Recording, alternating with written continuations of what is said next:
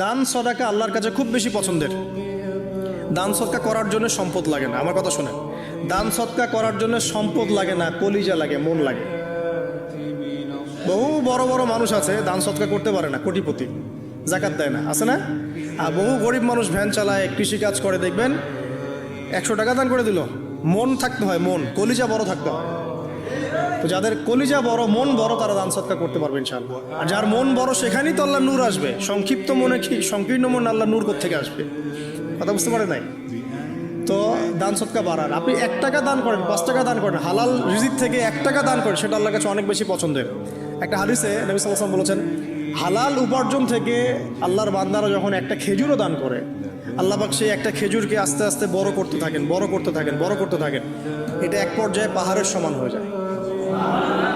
এবং কিয়ামতের মাঠে মানুষ তার দান এবং সাদাকার যে ছায়া, এই ছায়ার নিচে অবস্থান করবে।